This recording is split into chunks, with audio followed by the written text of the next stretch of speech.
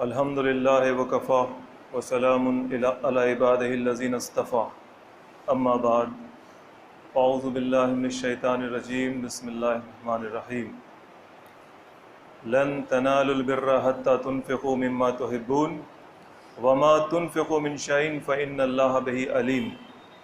بزرگوں دوستو، یہ چوتھے پارے کے حساب سے جو قرآن ہے، اس حساب سے ہم لوگ الحمدللہ اس مسجد میں اس بار اس سلسلے وار درس قرآن میں 3 پاروں کو مکمل کر چکے، اور یہ سورہ آل عمران چوتھے پارے کی یہ آیت، سورہ آل عمران کی آیت نمبر 92 میں آج ہم لوگ داخل ہو رہے ہیں۔ گزشتہ جمعہ تک ہم لوگوں نے اس کی آیت نمبر 91 کے مضمون کو سنا تھا۔ ذہن میں بات کو تازہ کریں کہ اہل کتاب سے اللہ تعالیٰ خطاب کر رہا ہے، یہودیوں کو بھی اور عیسائیوں کو بھی باتیں کہی جا رہی ہیں، ان کے عقائد کو کاٹا جا رہا ہے، اور ان کے جو سوالات ہیں اس کا جواب بھی دیا جائے گا۔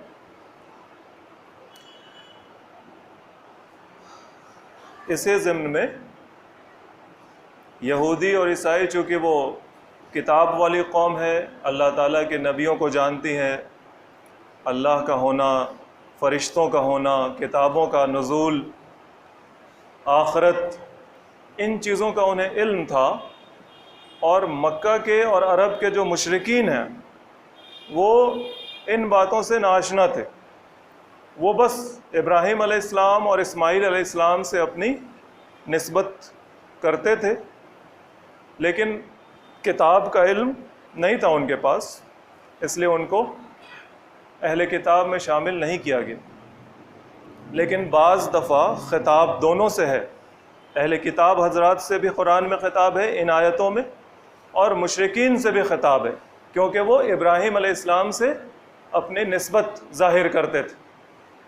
گزشتہ جمعہ بھی ہم لوگوں نے سنا تھا کہ کس طرح سے ابراہیم علیہ السلام کی پیروی کرنے کو کہا گیا، اور ان کی جو اصلیت ہے، اللہ کا ایسا بندہ جس نے ہر طرف سے اپنا تعلق کاٹا اور صرف اللہ تعالیٰ سے اپنا تعلق جوڑا، اور کس سے نہیں اس کا مقابلہ ہوا، گھر کے اندر، سماج میں، حکومت کی سطح پر، ہر جگہ اس کا مقابلہ ہوا۔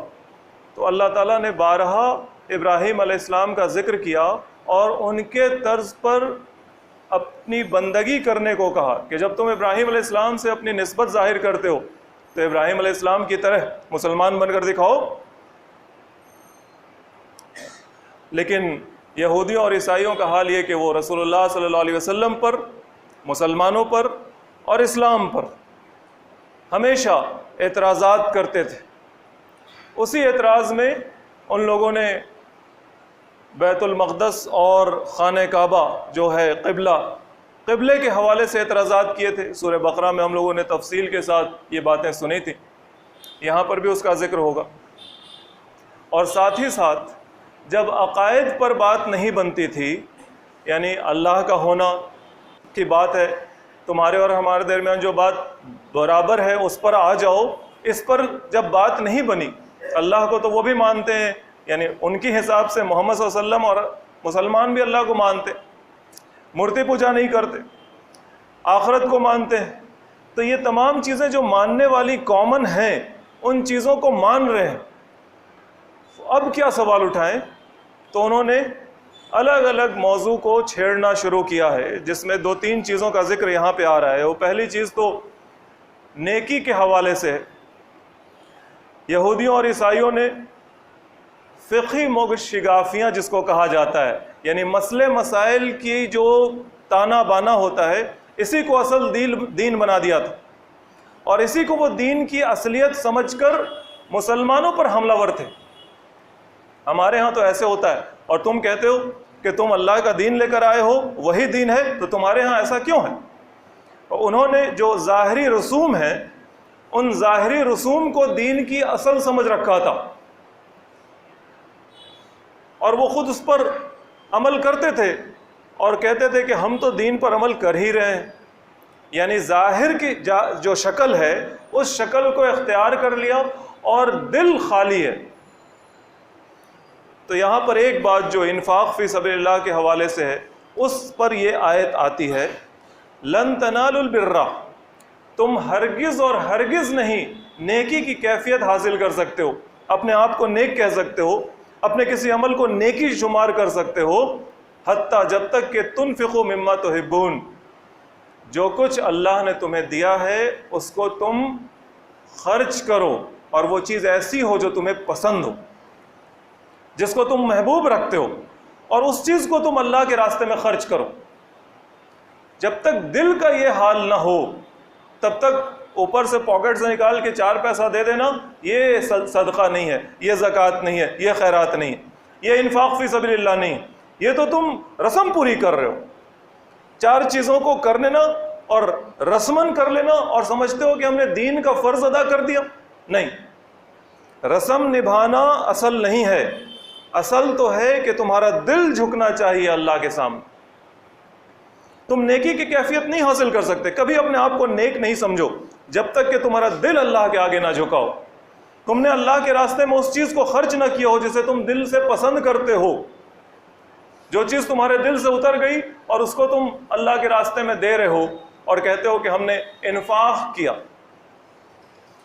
خرچ کیا اللہ کے راستے میں۔ جو کپڑا تمہیں پسند نہیں وہ تم دے رہے ہو، جو کھانا تمہیں پسند نہیں وہ تم دے رہے ہو، جو چیز تمہیں پسند نہیں وہ تم دے رہے ہو، اور مال کی وہ کیفیت، مال کی وہ مقدار جو تمہیں پسند نہیں وہ تم دے رہے ہو۔ 5 روپیہ، 10 روپیہ، 100 روپیہ، یہاں انڈیا کے کنٹیکس میں بہت بڑی بات ہے۔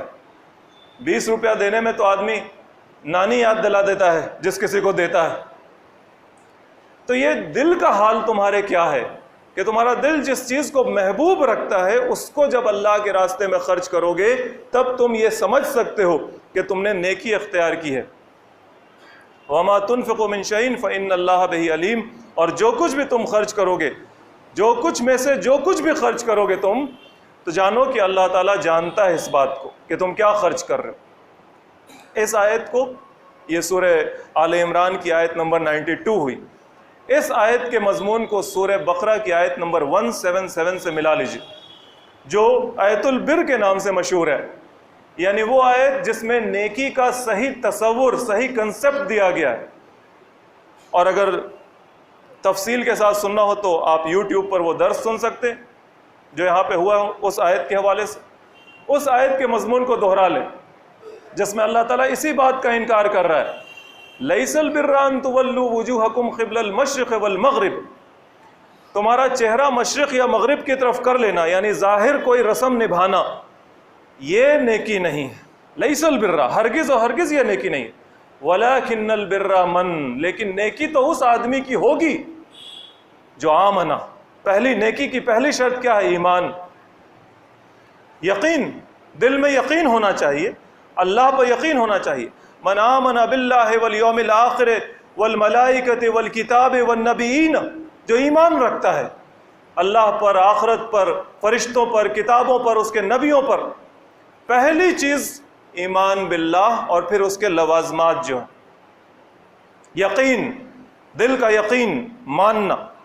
یہاں سے پھر آگے اللہ تعالیٰ بتاتے ہیں وَآتَى الْمَالَ عَلَى حُبِّهِ ذَوِي الْقُرْبَى وَالْيَتَامَى وَالْمَسَاكِينَ وَابْنَ السَّبِيلِ وَالسَّائِلِينَ وَفِي الرِّقَابِ، اور جو مال خرچ کرے، وَآتَى الْمَالَ عَلَى حُبِّهِ، مال خرچ کرے جبکہ اس کے دل میں مال کی محبت ہے۔ مال کی محبت کس کے دل میں نہیں ہوتی؟ مال کی محبت دل میں ہے اور پھر بھی وہ خرچ کر رہا ہے، اسی محبت سے تو لڑ رہا ہے وہ۔ مال کی محبت سے زیادہ اللہ کی محبت، مال کی محبت سے زیادہ اللہ کی رضا، اللہ کی خوشی، اس مال کو وہ خرچ کرے، اپنے رشتہ داروں پر خرچ کرے، یتیموں پر خرچ کرے، مانگنے والوں پر، مسکینوں پر خرچ کرے، مسافر اگر ضرورت مند ہو جائے تو اس مسافر پر خرچ کرے، جو سوال کرے اس پر خرچ کرے، اور اگر کوئی پھنس گیا ہو وہ پھر رقاب، گردن چھڑانے میں پہلے غلام آزاد کرانا ہوتا تھا، آج مقروض ہے کوئی، اس کا قرض، جیل میں پھنس گیا مسلمان کا لڑکا یا کسی بھی طرح سے کوئی پریشان معصوم، اس کو مدد کرنا، وہ پھر رقاب، گردن چھڑانے میں۔ نیکی کا یہ تصور اللہ تعالیٰ دے رہے ہیں۔ پھر کہتے ہیں وَأَقَامَ الصَّلَاةَ وَآتَى الزَّكَاةَ، نماز پڑھے نہیں، نماز قائم کرے اور زکوٰۃ کی ادائیگی کرے۔ یہ جو مال کی ادائیگی تھی یہ زکوٰۃ سے الگ ہے۔ وَآتَى الْمَالَ عَلَىٰ حُبِّهِ، یہ مال اللہ کی محبت میں خرچ کرنا ہے، وہ ایک الگ مال ہے، اور یہ زکوٰۃ، فرض زکوٰۃ۔ اور جب نماز پڑھے اور زکوٰۃ کی ادائیگی کرے تب اپنے آپ کو سمجھے کہ وہ نیک ہے، اور جب وہ وَالْمُوفُونَ بِعَهْدِهِمْ إِذَا عَاهَدُوا، جب اس نے کوئی وعدہ کیا ہو اس وعدے کو پورا کرے۔ نیکی اس آدمی کی ہے جو موفون ہے، پورا کرنے والا ہے، بِعَهْدِهِ إِذَا عَاهَدُوا، اپنے عہد کو جب وہ وعدہ کرتا ہے کسی کے ساتھ تو اس وعدے کو پورا کرے تو وہ آدمی اپنے آپ کو نیک کہہ سکتا ہے۔ اور پھر بات یہیں پر رکی نہیں، اتنے پر بھی نیک نہیں بننا ہے صرف، بلکہ آگے اللہ تعالیٰ کہتے ہیں وَالصَّابِرِينَ فِي الْبَأْسَاءِ وَالضَّرَّاءِ وَحِينَ الْبَأْسِ، جو دین پر جمع رہے، چاہے اس کے پاس روپے پیسے کی تنگی ہو جائے، دین پر جمع رہے، چاہے اس کو جسمانی تکلیف ہو، دین پر جمع رہے، اور وحین الباس، لڑائی کے میدان میں بھی دین پر جمع رہے، بزدلی نہ دکھائے، فرار نہ کرے، بھاگے نہیں، پیٹھ نہ دکھائے۔ جب اسلام قبول کیا ہے تو اللہ کے نام پر سینے پر گولی اور تلوار کھانے کو تیار رہے، پیٹھ نہ دکھائے۔ یہ ہے نیکی کا تصور اوپر سے نیچے تک۔ تب اللہ تعالیٰ کہتے ہیں اولئک الذین صدقوا واولئک هم المتقون، یہ لوگ ہیں جو سچے ہیں۔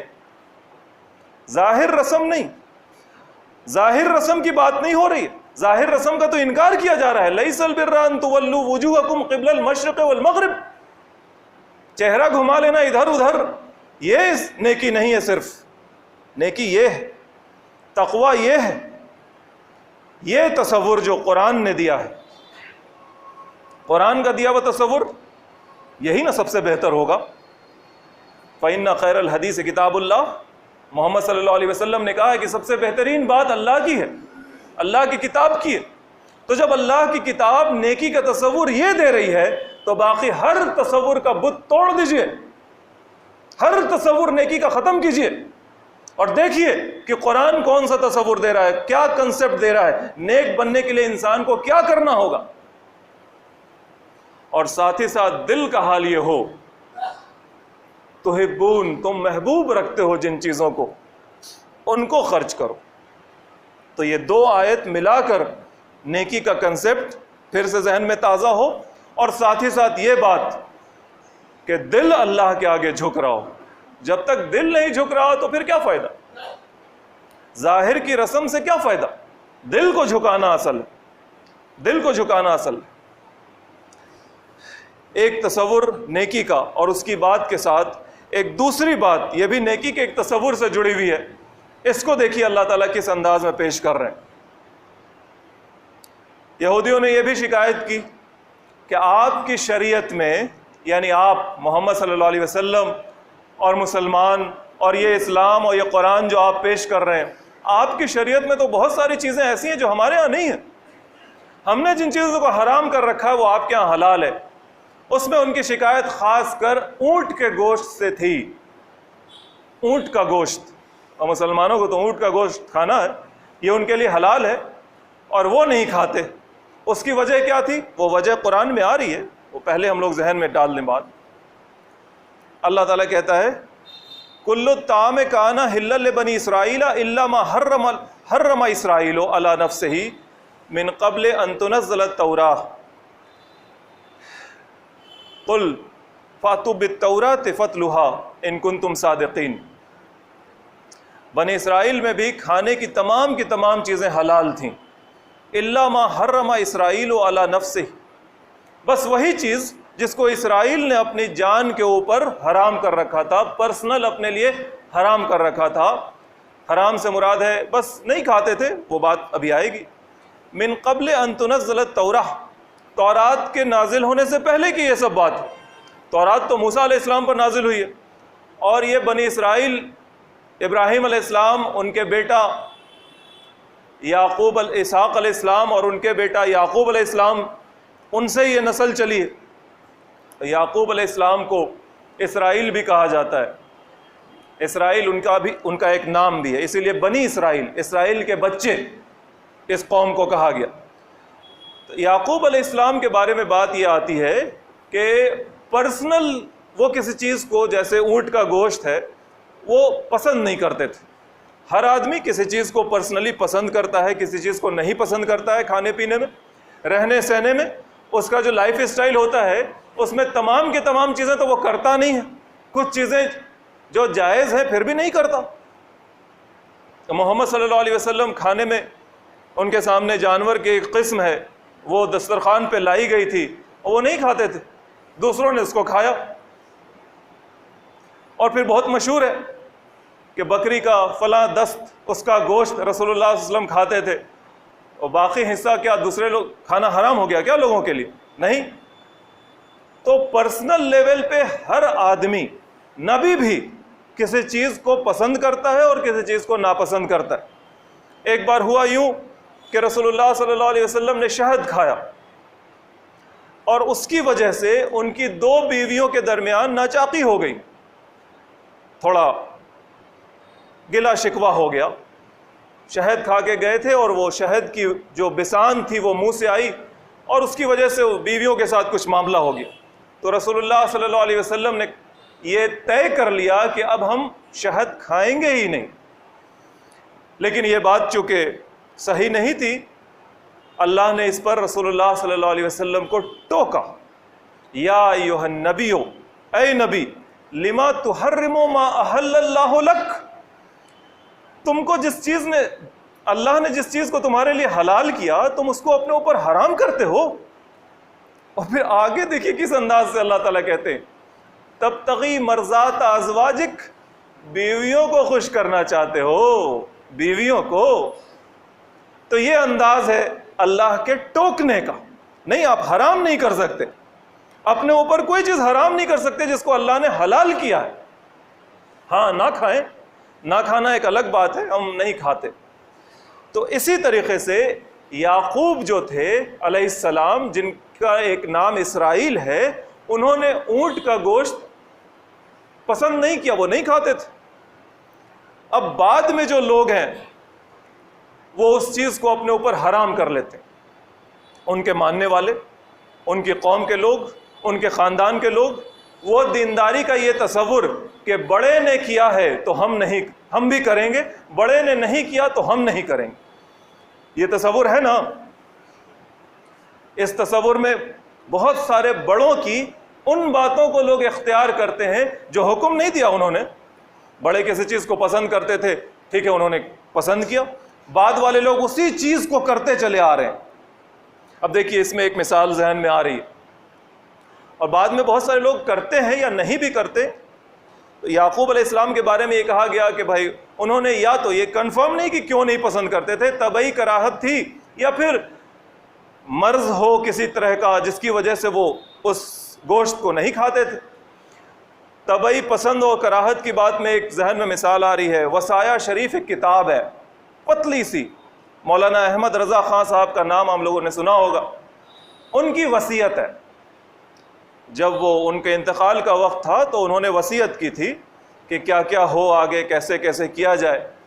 تو انہوں نے جو فاتحہ خوانی کی وصیت کی، فاتحہ جب پڑھو گے ہمارے اوپر، تو اس میں کھانے کا ذکر کیا کہ کیا چیز کھانا ہونا چاہیے فاتحہ کے لیے میرے لیے، یعنی میری طرف سے کس کو کھلانا ہے۔ تو ظاہر ہے اس میں انہوں نے ان چیزوں کا ذکر کیا جو ان کو پسند ہوگی۔ انہوں نے ذکر کیا برف والا دودھ بھینس کا گاڑھا، انہوں نے ذکر کیا مرغ پلاؤ کا، انہوں نے اس میں ذکر کیا فرنی کا، اس میں انہوں نے ذکر کیا بکری کے گوشت کے شامی کباب کا، اس میں انہوں نے ذکر کیا گوشت بھری کچوریوں کا، اس میں انہوں نے ذکر کیا ارہر کی دال کا۔ تو یہ سب کیا ہے؟ فاتحہ کرو گے تو ان سب چیزوں کا کرنا۔ تو یہ چیزیں ان کو پسند ہوں گی، یا بھی چاہتے ہوں گے کہ جن کو میری طرف سے کھلایا جائے تو یہ سب چیزیں کھلائی جائے، تو ان کی ذاتی پسند ہے۔ اب کوئی اگر یہ سمجھے کہ بس یہی کچھ کرنا ہے، ایسے ہی کچھ کرنا ہے، تو یہی کسی بڑے کی بس اس طرح سے پیروی جس میں کچھ عقل نہیں لگانی، سمجھنا نہیں۔ اسی طرح سے مرض کی ایک کیفیت، اس میں ایک ذکر مولانا الیاس صاحب کا، جنہوں نے تبلیغی جماعت قائم کی تھی، ان کے سر میں ایک تکلیف ہو گئی تھی، جس تکلیف سے وہ سجدہ نہیں کر پاتے تھے، ایون تکیہ پر رکھ کر بھی کئی مہینوں تک انہوں نے نماز میں سجدہ نہیں کیا، سر جھکا نہیں پاتے تھے۔ تو ان کے جو معالج تھے، وہ اس وقت کے ایک بڑے مشہور آدمی تھے، بڑے مولانا رشید احمد گنگوہی رحمۃ اللہ علیہ کے بیٹا تھے، حکیم مسعود صاحب۔ انہوں نے ان کو تجویز کیا، ان کا علاج کیا، اور اس میں ان سے ایک لمبے عرصے تک پانی کا استعمال چھوڑوا دیا تھا، پانی استعمال نہیں کر سکتے۔ تو یہ لمبے عرصے تک ان کی سوانح عمری میں آپ پڑھیں گے کہ شاید 6 یا 7 سال تک حضرت مولانا الیاس صاحب رحمۃ اللہ علیہ نے پانی کا استعمال نہیں کیا۔ تو کسی بڑے کے ساتھ کچھ ہوتا ہے تو بہت سی جگہوں پر ان کے ماننے والے، ان سے عقیدت رکھنے والے لوگ اسی راستے پر چلنے لگتے ہیں، پیچھے پیچھے۔ یعقوب علیہ السلام کے ساتھ بھی یہی ہوا، انہوں نے حرام نہیں کیا، اللہ نے حرام نہیں کیا، لیکن ان کے ماننے والوں نے حرام کر لیا۔ کیوں؟ کیونکہ ان کے بڑے نہیں کھاتے تھے، اور اللہ تعالیٰ نے کہا کل الطعام کان حلا لبنی اسرائیل، بنی اسرائیل کے لیے بھی بھائی کھانے کی تمام چیزیں حلال تھیں۔ یہ کہاں سے سوال اٹھا کہ اونٹ کا گوشت حرام ہے؟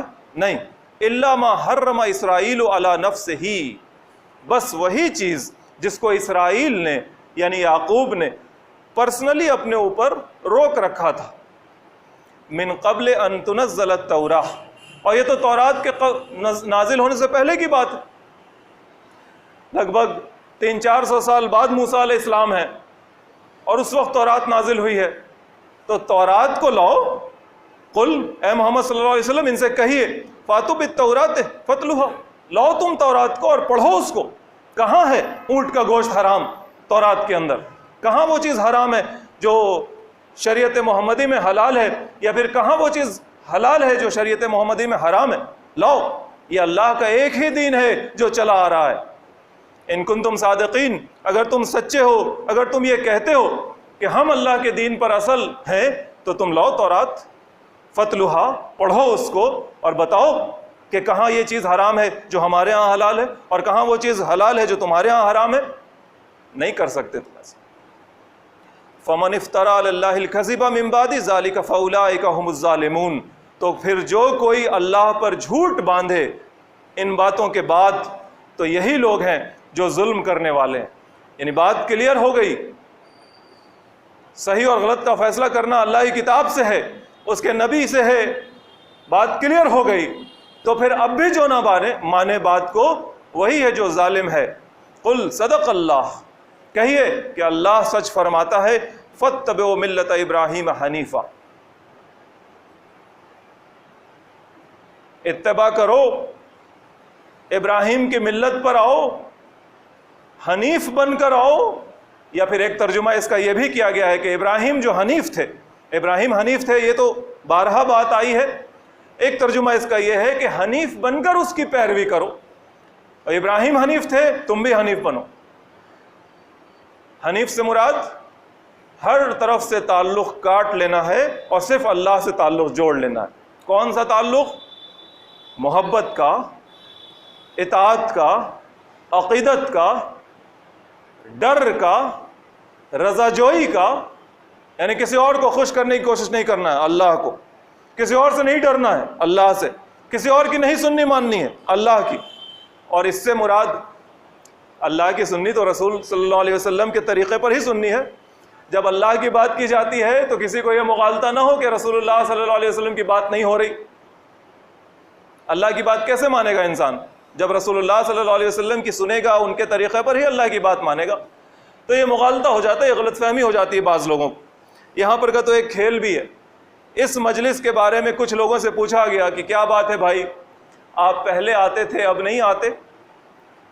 دو طرح کا جواب۔ آپ سنیں، یہ بالکل سچ ہے. کچھ لوگوں نے کہا کہ یہاں بہت اللہ اللہ کیا جاتا ہے، رسول اللہ کا ذکر نہیں ہوتا. اور اس کے برعکس کچھ لوگوں کا جواب یہ کہ یہاں رسول اللہ صلی اللہ علیہ وسلم کی بات بہت ہوتی ہے، توحید کی بات کم ہوتی ہے.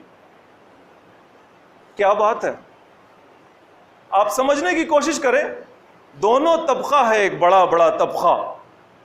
دونوں طبقے سے جڑے ہوئے لوگ جب اس درس قرآن کی مجلس میں آتے تھے اس مسجد میں آج جمعہ کے دن، اور پھر بعد میں نہ آنے لگے تو ان سے سوال پوچھا گیا تو اس میں کچھ نے یہ جواب دیا جو ایک طبقے سے جڑے ہوئے لوگ ہیں، اور کچھ نے وہ جواب دیا جو دوسرے طبقے سے جڑے ہوئے لوگ. قل صدق اللہ، کہو کہ اللہ سچ فرماتا ہے. فاتبعوا ملت ابراہیم حنیفہ، ابراہیم کی پیروی کرو، ان کی ملت پر آؤ، حنیف بن کر آؤ. اور ابراہیم حنیف تھے، اسی طریقے سے اپنے آپ کو حنیف بناؤ. وما کان من المشرکین، اور ابراہیم مشرکوں میں سے نہ تھے، شرک کرنے والے نہ تھے. اللہ کے علاوہ کسی اور کو خوش کرنا، کسی اور کو اس کی خدائی میں جوڑنا، یہ ابراہیم سے کہاں ہوتا. ابراہیم نے تو ہر چیز کے لیے، اللہ کے لیے ہر چیز قربان کر دی. بڑھاپے میں بیٹے کو زمین پر لٹا دیا اسی اللہ کے حکم پر کہ اب اس کا گلا، اس پر چھری چلا دیتے ہیں. اللہ کا حکم ہے. جو انسان ایسا تھا، ایسی اطاعت اللہ کی، ایسی محبت اللہ کی، اور ایسی رضا جوئی کی کوشش اللہ کے حوالے سے، اس انسان کو اپنا آئیڈیل بناؤ.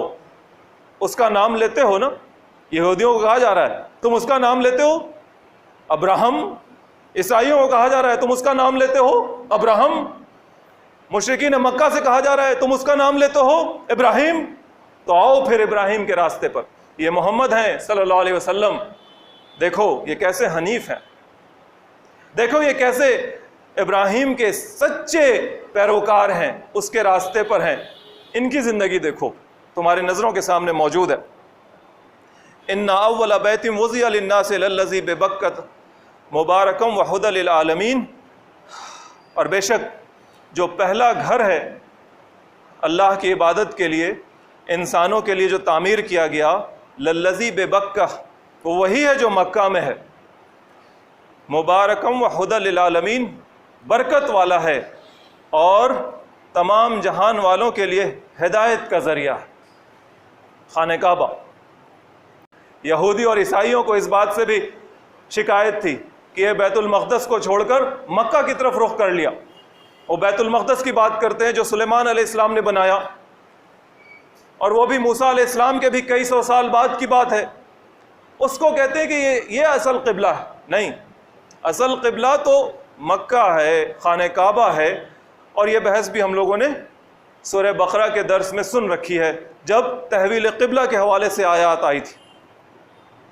فیہ آیاتم بیناتم مقام ابراہیم، اس میں یعنی وہ جو بکہ یعنی مکہ کے اندر جو گھر ہے اللہ کی عبادت کا پہلا گھر، اس گھر کے اندر اور اس شہر کے اندر بینات ہیں، واضح نشانیاں ہیں.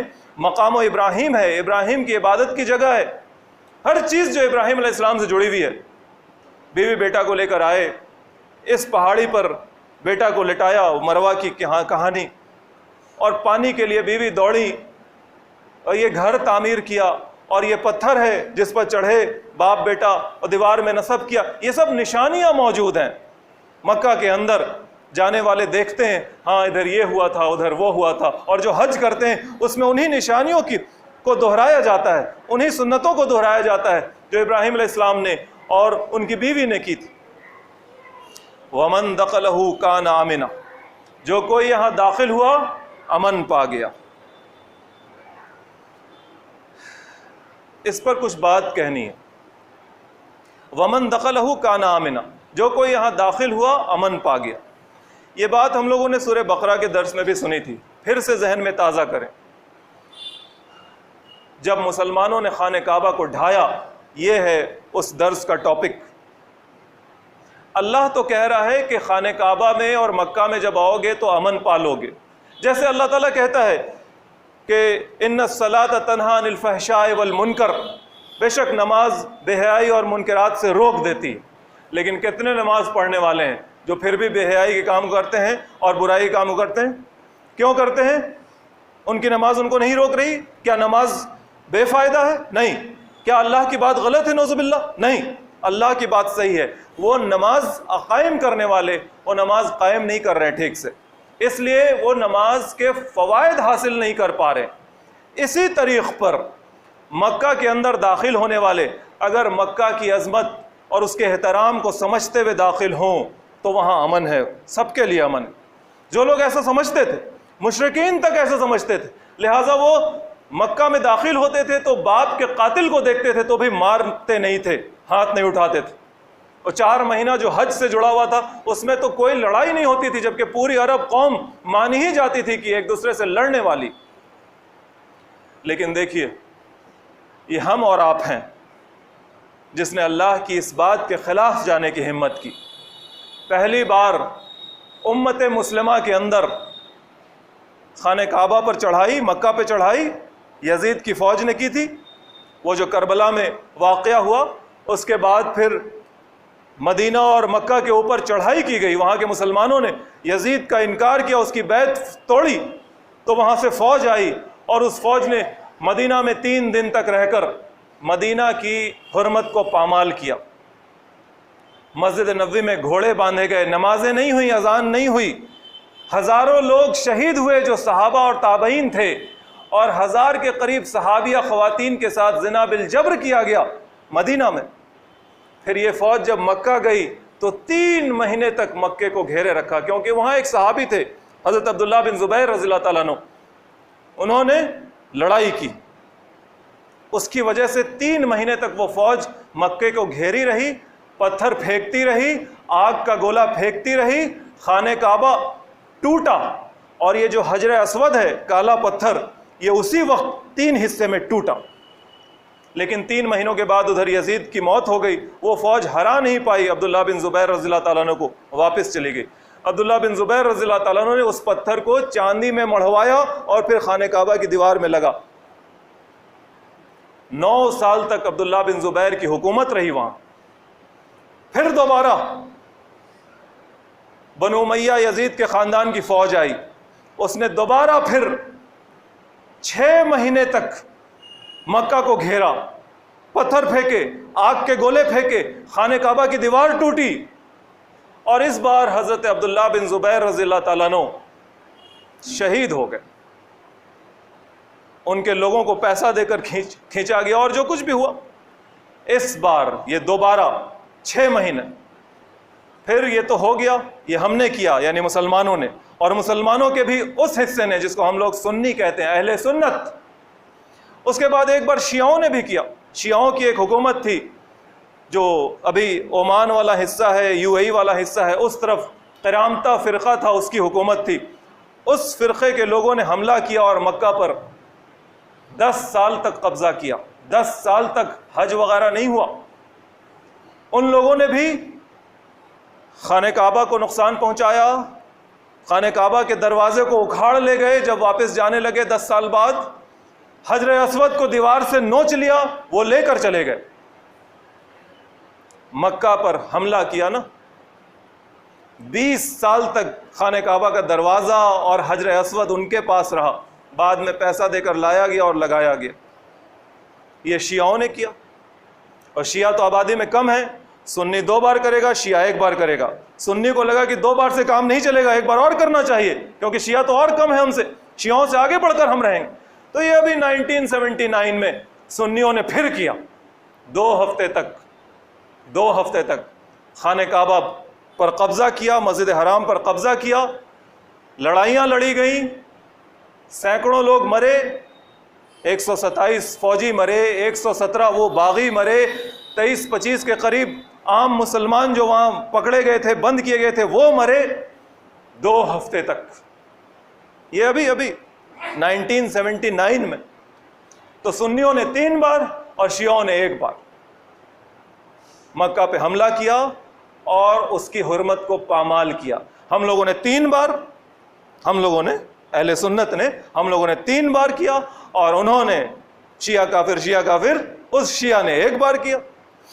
اللہ تعالیٰ کہتا ہے ومن دخلہ کان آمنا، جو کوئی یہاں داخل ہوا وہ امن پا گیا۔ جیسے اللہ تعالیٰ کہتا ہے ہم نمازیوں سے ان الصلاۃ تنہی عن الفحشاء والمنکر، نماز فحش اور منکرات سے روک دیتی ہے۔ ہم تمام نمازی کتنے فحش اور منکرات سے رکے ہوئے ہیں، یہ خود اپنے گریبان میں جھانک کر دیکھنے والی بات۔